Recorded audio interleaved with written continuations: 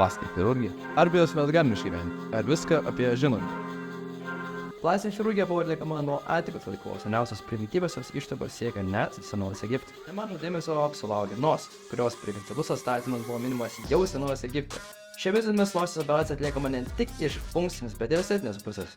Bet viskas turi savo kainą ir komplikacijos būna įvairios. Pasirodo, tai nesibaigiantis mados ciklas. Net karalienės Elžbietos I laikais tai buvo laikyta aukštu interesu simboliu. Moterys naudojo graikinių riešutų aliejų ir tvaršus be viso amoniako rąsto.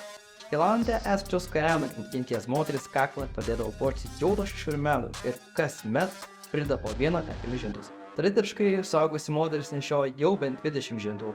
Taigi nenuostabu, kad nuo šio svorio aklas pasidaro deformuotas, silpnas ir galva tampa kuo toliau, tuo sunkiau laikyti. Karalienės Viktorijos valdymo laikotarpiu korsetų suveržymas buvo toks ekstremalus, kad dėl dekoninės trūkumo moteris net apalpdavo. Tais laikais iš metalo pagaminti korsetai dažnai sukeldavo virškinimo sutrikimų, laužydavo kaulus ar net pažeisdavo vidinius organus. Iki 70-mečio silikonas buvo pagrindinis ingredientas, kuris paskatino išpūstų lūpų madą. Bet kokią kainą? Nuo infekcijos iki audinio mirties. Prieš 20 metų atsirado dar iki šių dienų naudojama medžiaga – rubalo. Plastinės operacijos gali skirtis į estetines ir funkcijas. Funkcija yra skirta tam, kad atstatytumėm žmogaus tam tikrą organo funkciją, tam tikrą galbūt pakitimą ir panašiai. O estetinė operacija yra atliekama tiesiog tam, kad žmogus jūsų geresnį savivertę, pagaišintų truputėlį kūną, bet tai nėra organo atkūrimai. Reikia nepamiršti, kad kiekviena estetinė operacija turi ir savų trūkumų, tai yra komplikacijos. Komplikacijos laik negali išvengti ir visokiausiai būna infekcija atsiradusi, keloidiniai randai ir be abejo pati operacija dažnai nepasiseka kaip žmogus nori.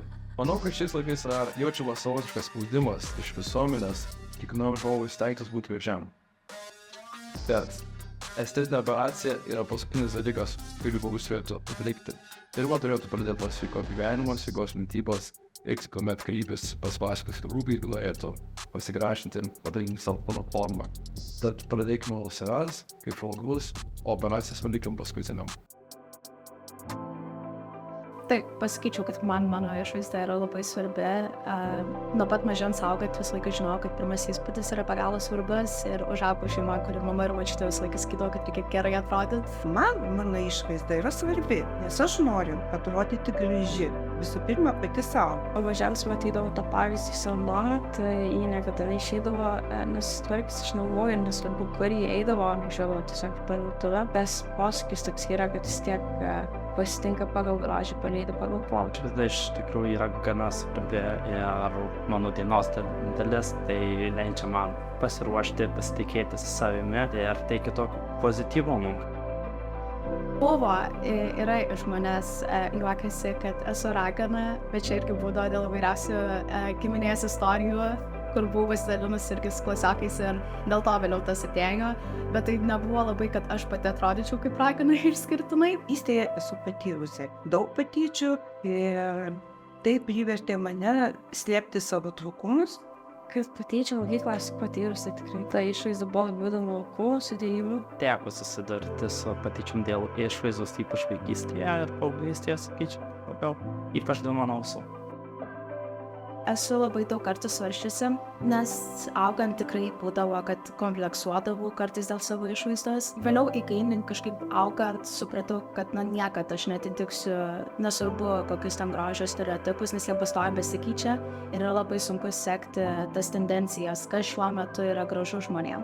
Dabar jau nekoreguočiau, nes esu jau 70-ąjį, bet jeigu man būtų 30, 20, 40, tikrai save gražinčiau. Aišku, atrodo, galima būtų pasidaryti kažką, pasikoreguoti, kad atrodytų gražiau, bet tai negalvoju, kad aš tai darysiu. Būtent dabar tai visiškai nieko nekeičiau savo. Išorinis žmogaus grožis iš tiesų yra labai svarbu, atsižvelgiant į daugelį patarlių, netgi kaip sakoma, kad pasitinkama pagal išvaizdą. Manau, kad ir mums patiems yra daug maloniau stebėti, bendrauti su gražiu žmogum, žiūrėti į gražų malonų žmogų. tai gali būti susiję net, sakykime, ir su lygom, su fizinė savijauta, kaip pavyzdys jauna ponina, pagimdžiusi vaiką, ne, dėl gimdymo susidariusi pilvo vidurio raumenų diastazė ir atitinkamai, aišku, susidarėsi riebalų, tam tikras sluoksnis ir viską, bet būtent pilvo sienos raumenų diastazė, jinai negali būti panaikinama po to pratimais. Tai reiškia, pilvas yra padrybęs, nežiūrint netgi pastangų fizinio pratimo, aišku, su tokiu pilvu blogai reaguojama ir į fizinius krūvius, jis estetiškai yra blogas, sukelia diskomfortą atliekant tiek fizinius darbus, tiek fizinius krūvius, reiškia, tuo atveju būtina chirurgija. Tas variantas vokų operacijos, tai kaip žinom, amžiumi atsiranda jų ir nudrybimas arba odos perteklius sunkina pačius vokus, kas padidina vėl ašarojimą. Skaitosi, kad viršutinių vokų operacija pajaunina žmogų maždaug 10-15 metų. Tuo pačiu reiškia, pagerina ir jo bendrą būklę, skaitant ir regėjimą. Aš sakyčiau, vaidmuo yra labai svarbus, vis tik tais čia, kai buvo gera viena tokia diskusija tarp kolegų, specialistas turi patarti, padėti, bet nepakenkti.